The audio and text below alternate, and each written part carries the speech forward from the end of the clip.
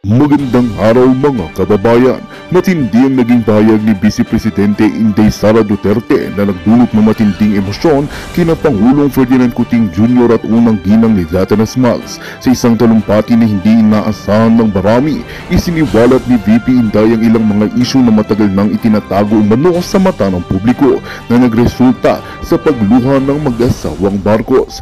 Ayon kay VP Sara, ang mga isyong ito ay may kinalaman sa ilang mga kontrobersyal na hakbang na ipinapatupad ng administrasyon ni PBBM. Binanggit niya ang ilang mga desisyon na anigay hindi makatarungan at may mga aspeto ng katiwalian. Hindi napigilan ni Lizatanas Mags ang kanyang emosyon at napaluha habang pinapakinggan ang mga revelasyon ni VP Sara na tila hindi niya ba inaasahang manggagaling sa kanyang kaalyado.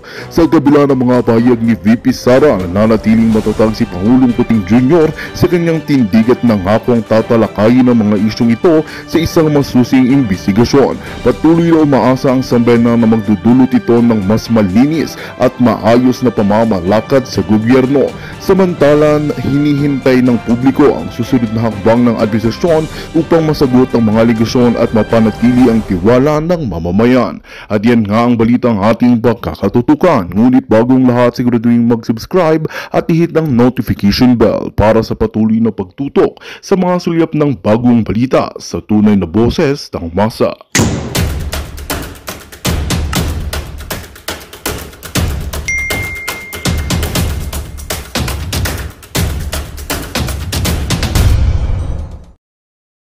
I know for a fact na meron silang subsidy but hindi ako detalyado. So, itong mga low-ranking police officers ay pinapaabot sa inyo mga kababayan. Dito pa lang sa 50 pesos.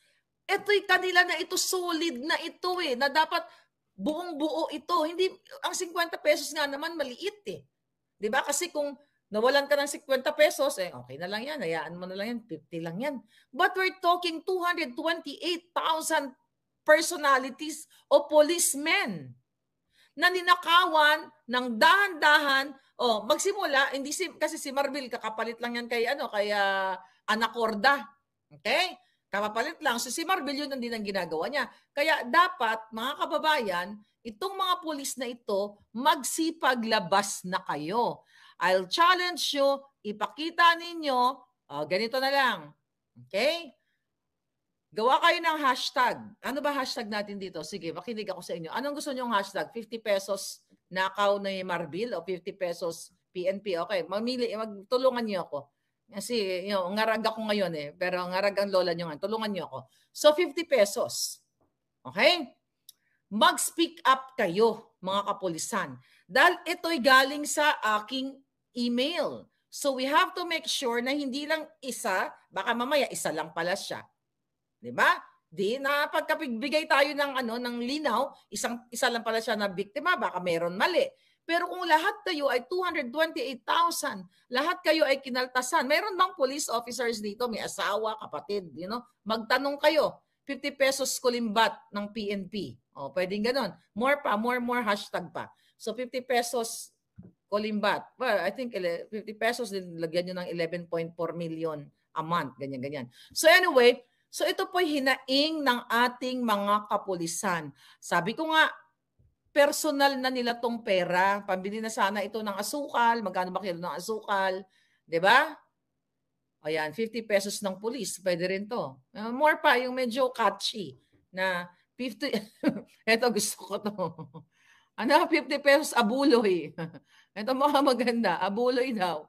50 pesos abuloy kay Marbil at Bangag. Parang maganda yan. No, hindi tayo mag-aabuloy, Kupit.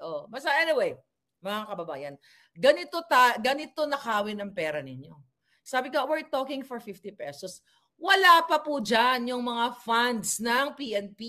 Wala pa dyan yung mga office supplies na ang isang envelope, kunyari ang halaga 5, gagawing 10 piso, 100. Wala pa.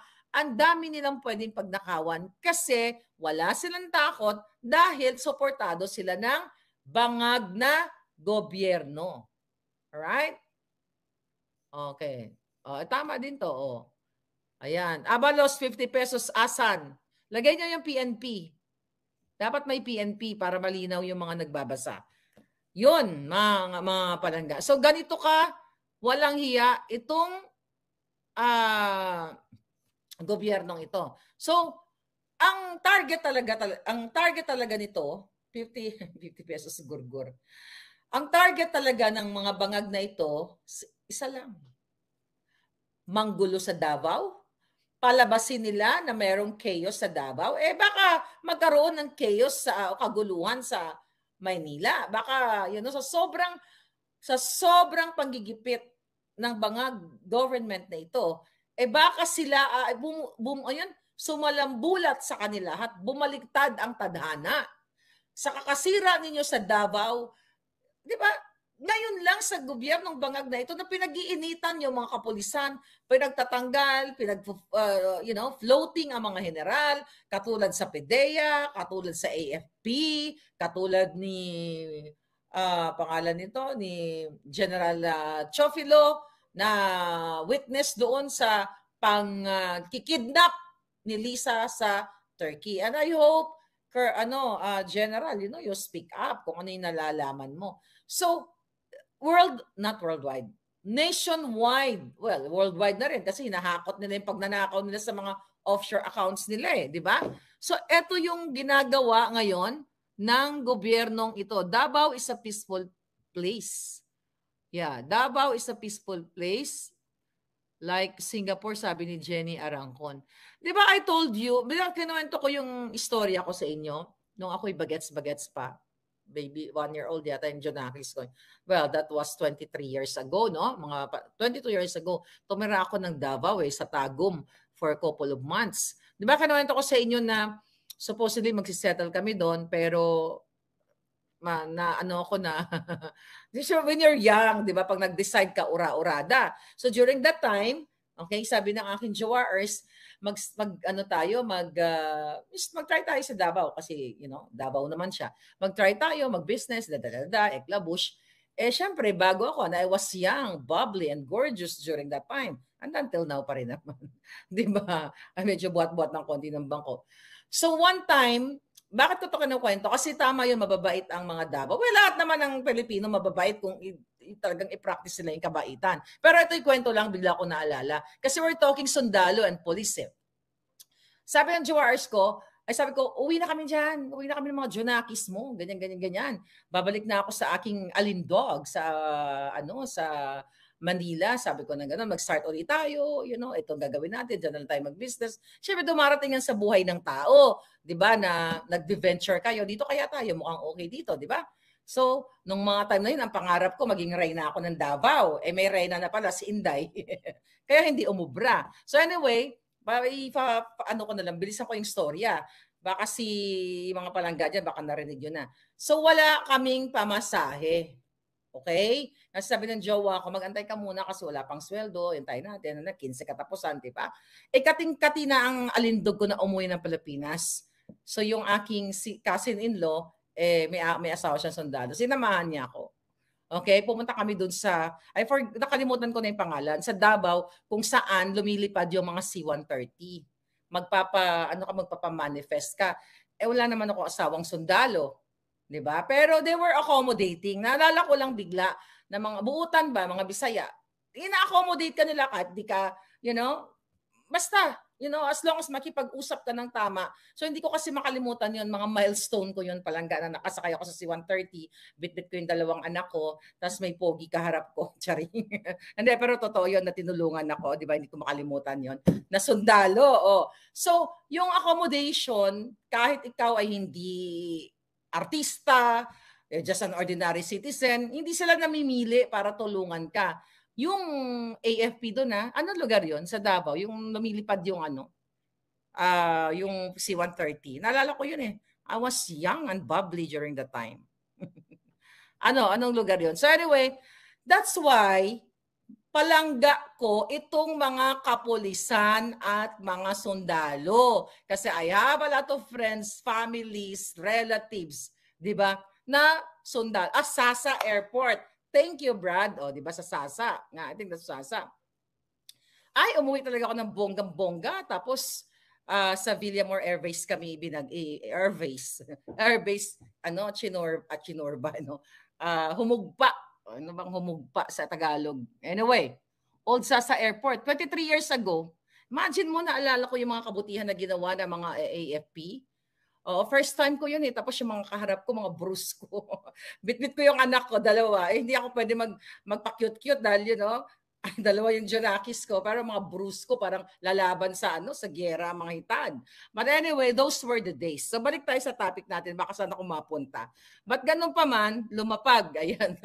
Commander Aguila, thank you. Ayan, lumapag kami sa Villamor Air Base. Minsan hindi ko maisip yung first language ko kasi is Ilonggo.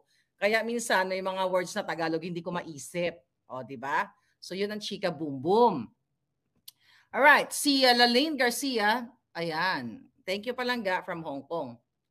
Okay. Si Bas, shout out daw Amy B. So ngayon, mga kababayan, si Casey nandito. Casey, Palangga, Maharlika at sa lahat. So yan ngayon ang target ni Marcos Jr. Dito balik tayo sa issue sa statement ni Inday Sara. Okay? Sa tingin nyo, ano ang ibig sabihin ba't nawala kayo? Okay? Ano ang ibig sabihin ni Inday sa kanya sa statement niya? Okay? Palangga. Siya ay designated survivor. Yun ba ay handa na siya? O meron bang magaganap? Ilongga gid, sabi ni Danny Quesada. Oo, makisada yung mga Ilongga na. Mga Ilonggo gali. Alright. Usapang brusko na lang. Sabi ni Casey, usapang brusko na lang daw tayo. Hindi na, ibang channel yon. Pag yun ang usapan natin talaga, ibang channel yon. Wag dito, boljakan. Paminsan-minsan pa, singit-singit lang natin.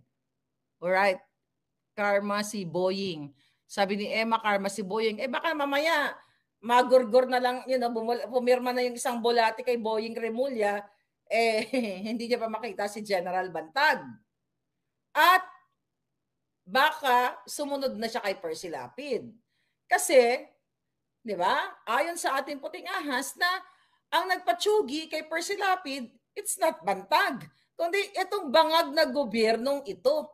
Paulit-ulit nga natin sabihin, kung si Bantag at si Pangulong Duterte, dahil i-appointee ni Duterte, panahon ni Duterte, dapat doon pa na natsugi si, sorry for the word, di ba? Noon pa na, tama naman, noon pa nangyari kay